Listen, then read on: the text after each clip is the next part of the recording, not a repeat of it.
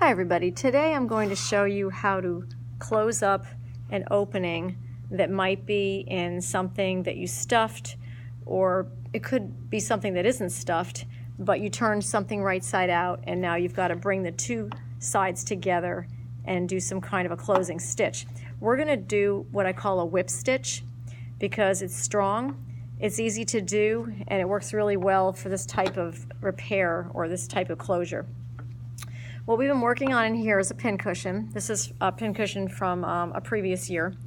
And you can see you're going to be putting pins in this one on one side, but I'm going to show you what it looks like probably as you finish up stuffing it.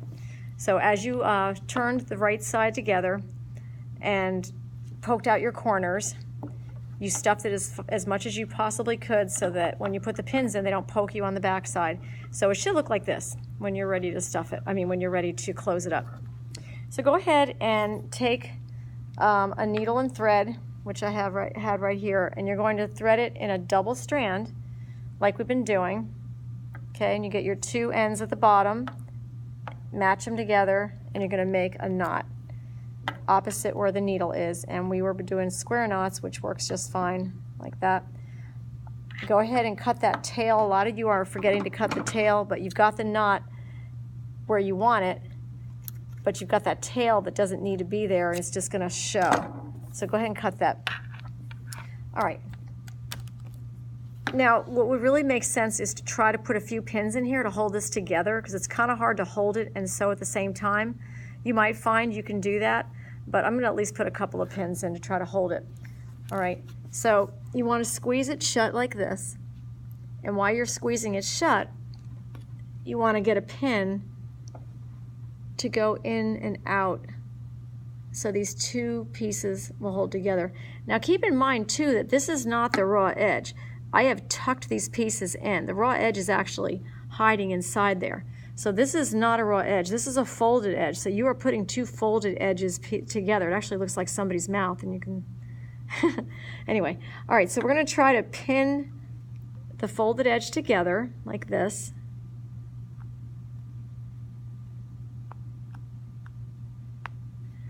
Okay, just to hold it for when you're trying to work. You're going to take your threaded needle, and depending on if you're right or left-handed, I am right-handed, so I'm going to start on the right. But you can start on the left if you're left-handed, it doesn't matter. So I'm going to go into where it was open, okay? I know it's kind of hard to see this, but you want to go into where it was open and out where you had stabilized it with probably a back stitch. And your knot should be tucked nicely in there, so you can't even see my knot at all. I pulled it, I went into the opening and came out where it was still secure, and my knot is stuck in there now. So that's what you want to do. Okay, the whip stitch is basically going to be going in and out, in and out, in and out, and it's going to all look very similar. It's kind of a pretty stitch, but it's not hidden.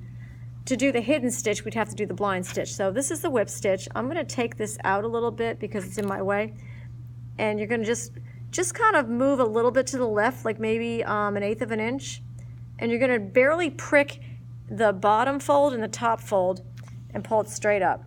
And then you're going to come down and you're going to prick it again. Just move a little bit to the left again, and you're going to go in and out from the bottom to the top and pull it. Okay, and I'll try to do another one so you can see it better. So we're going to move it a little bit to the left. You're going to go in the bottom fold and in the top fold, just a tiny bit. You're just grazing it. And then pull. And you can see I'm starting to get the whip stitch pattern.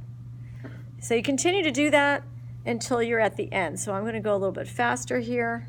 You can fast forward if you're watching this so you don't spend time looking at each individual stitch. If you think you already got it straight, you know what you're doing, you can just fast forward them. So here we go.